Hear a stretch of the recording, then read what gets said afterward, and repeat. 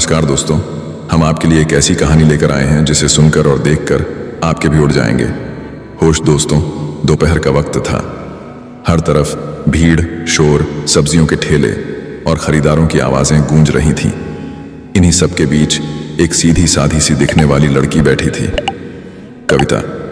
करीब 30 साल की कविता सालों से यही सब्जियां बेचकर अपना गुजारा करती थी। उस दिन भी वह अपने पीले सफेद सलवार सूट में अपने ठेले पर बैठी थी, लेकिन उसके चेहरे पर कुछ अलग था। मेहनत ने उस पर अपने निशान छोड़े थे, लेकिन उसकी आंखों में थकान नहीं, एक अंदरूनी आग थी, जैसे कुछ बहुत बड़ा होने वाला हो। अब तक उसकी जिंदगी जैसी भी थी, चल रही थी, लेकिन उस दिन कुछ ऐसा हुआ जिसने सब बदल दिया। उस दिन कविता ने एक ऐसी बात देखी, ऐसा अन्याय झेला जिसने उसके सब्र का बांध तोड़ दिया। उसने बस सहने का फैसला नहीं किया, उसने सामने खड़े ताकतवर आदमी को ही नहीं, पूरे सिस्टम को जवाब देना शुरू कर दिया।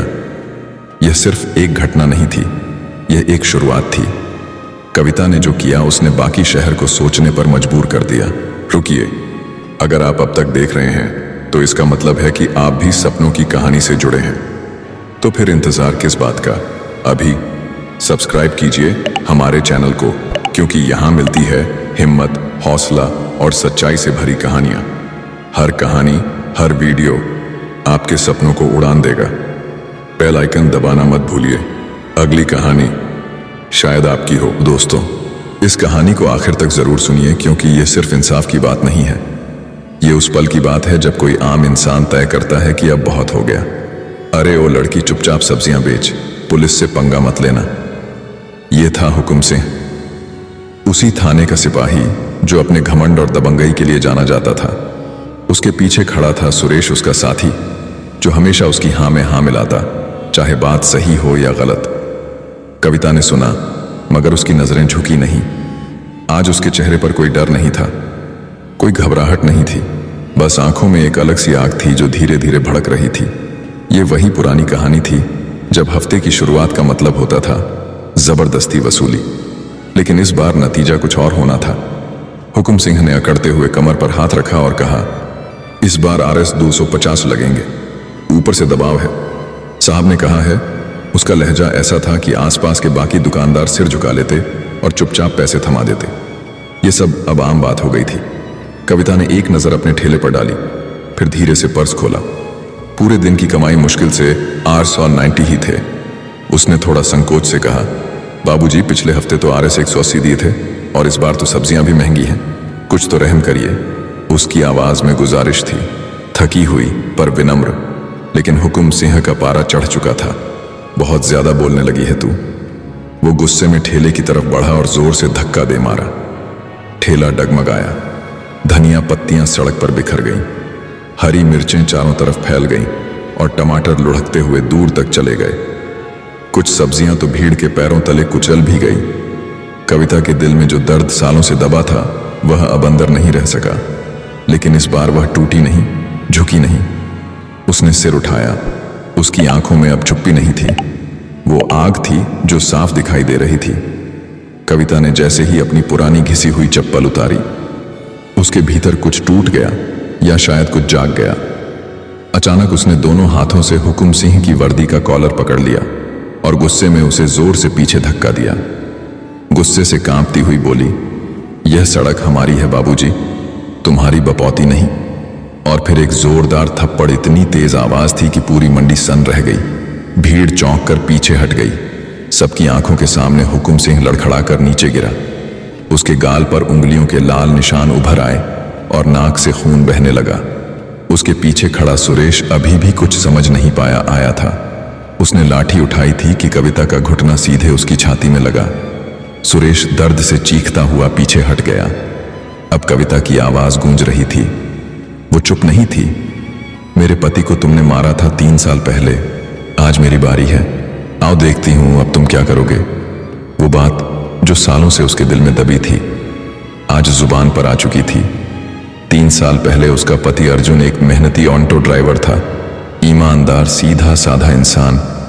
एक दिन गलती से उसकी गाड़ी एक बड़े अफसर की कार से हल्की सी टकरा गई।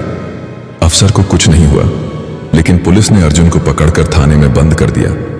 कविता बार बार थाने गई, रोई गिड़गिड़ाई, मगर किसी ने ना सुना ना कुछ किया।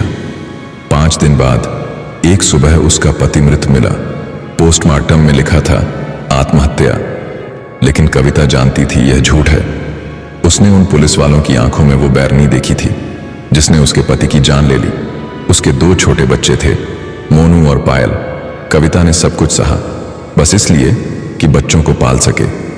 कोई और सहारा नहीं था। वह रोज सब्जियां बेचती रही, चुपचाप सहती रही। लेकिन उस दिन दोपहर के 2 बजे उसके भीतर की चुप्पी मर चुकी थी। अब सिर्फ गुस्सा बचा था, वो गुस्सा जो सालों से भीतर दबा था। भीड़ अब खामोश दर्शक नहीं रही थी। हुकुम सिंह और सुरेश को जमीन पर गिरा देखकर लोगों का डर भी धीरे धीरे टूटने लगा। हर किसी के दिल में पुलिस की ज्यादतियों की कोई ना कोई कहानी थी जो अब सिर उठाने लगी थी। पास खड़ा राजू एक युवा लड़का जो अपने पिता के साथ मंडी में ही काम करता था। उसने तुरंत अपना मोबाइल निकाला। राजू ने बिना वक्त गवाए उस पूरे वाक्य का वीडियो बना लिया। बस 30 सेकंड का वीडियो था, लेकिन वही काफी था शहर को झकझोर देने के लिए। वीडियो में साफ दिख रहा था, एक आम सी सब्जी बेचने वाली महिला एक पुलिस वाले को थप्पड़ मार रही है, फिर उसे लात भी लगती है। पीछे करीब 30 से 40 लोग खड़े थे। कोई हैरान था तो कोई भीतर से खुश, मानो किसी ने उनकी तरफ से भी बदला लिया हो। कविता की आवाज भी वीडियो में साफ सुनाई देती थी, मेरे पति की मौत का जवाब चाहिए, चाहे पूरा थाना आ जाए। जैसे जंगल में आग फैलती है, वैसे ही यह वीडियो भी पूरे शहर में फैल गया। 2 घंटे के अंदर यह कई व्हाट्सएप ग्रुप्स, फेसबुक पेज और लोकल न्यूज चैनलों पर पहुंच गया। सब्जी वाली बनाम पुलिस यही हेडलाइन बन गई। कविता की कहानी वायरल हो गई। हर शेयर के साथ, हर कमेंट के साथ लोगों की अपनी नाराजगी बाहर आने लगी। वह गुस्सा जो सालों से अंदर दबा था। अगले ही दिन 50 से ज्यादा ठेले वाले और सैकड़ों आम लोग थाने के बाहर जुट गए। इस बार उनके हाथ में सब्जियां नहीं थीं। हाथों में एक कागज था जिस पर लिखा था, आज हम सब कविता हैं। पुलिस ने भी तुरंत पलटवार किया, और वह भी पूरी सख्ती के साथ। रात में कविता को उसके घर से गिरफ्तार कर लिया गया। उस पर गंभीर धाराएं लगा दी गई। हत्या की कोशिश, सरकारी अफसर पर हमला, दंगा भड़काना, धमकी देना। उसे हथकड़ी लगाकर थाने लाया गया। लेकिन हैरानी की बात यह थी कि कविता डरी नहीं। उसके चेहरे पर एक शांति थी, जैसे उसे पता हो कि उसकी लड़ाई अब शुरू हो चुकी है। उसके चेहरे पर एक हल्की सी मुस्कान थी जो कह रही थी, मैं झुकी नहीं, मैंने जवाब दिया है। बाहर भीड़ बढ़ती जा रही थी। लोग नारे लगाने लगे, कविता को रिहा करो, हमें इंसाफ चाहिए। और जल्द ही सच्चाई भी बाहर आ गई। 2 दिन बाद एक आरटीआई कार्यकर्ता प्रमोद तिवारी, जो अक्सर सिस्टम के खिलाफ आवाज उठाते रहते थे, उन्होंने पुलिस स्टेशन की सीसीटीवी फुटेज और पुराने केस फाइलें निकलवाई। जो सामने आया उसने पूरे शहर को हिला दिया। हुकुम सिंह पर पहले से ही 8 शिकायतें दर्ज थीं। जमीन पर कब्जा करना, दुकानदारों को धमकाना, जबरन पैसे वसूलना। मगर हर बार उसे बचा लिया जाता था, कभी रुतबे के दम पर, कभी पैसे के बल पर। पिछले 2 सालों में 40 से ज्यादा ठेले वालों से पैसे वसूले गए थे। कई छोटे कारोबारी इसी दबाव में सब छोड़ चुके थे। लेकिन अब कविता की वजह से यह सब सामने आ चुका था। अर्जुन की मौत का केस दोबारा खोला गया। इस बार फॉरेंसिक रिपोर्ट में साफ सामने आया कि उनके शरीर पर गंभीर चोटों के निशान थे। मतलब यह था कि उन्होंने खुदकुशी नहीं की थी, बल्कि उन्हें बेरहमी से मारा गया था। पुलिस ने पहले जानबूझकर सबूत छिपाए। जैसे ही यह सच बाहर आया, पूरा शहर कविता के साथ खड़ा हो गया। मीडिया ने इसे देश भर में दिखाया। हर जगह बहस छिड़ गई। कोर्ट ने केस को फास्ट ट्रैक पर सुना, और जो फैसला आया उसने न्याय की एक नई परिभाषा गढ़ दी। जज ने अपने फैसले में साफ कहा, जब कानून की रक्षा करने वाले ही अत्याचार करने लगे, तो जनता की आवाज उठाना भी एक तरह का इंसाफ है। कविता को निर्दोष बताया गया। उसके खिलाफ दर्ज एफआईआर रद्द हुई। हुकुम सिंह को तुरंत सस्पेंड कर दिया गया और उसके खिलाफ आपराधिक केस चलाने का आदेश हुआ।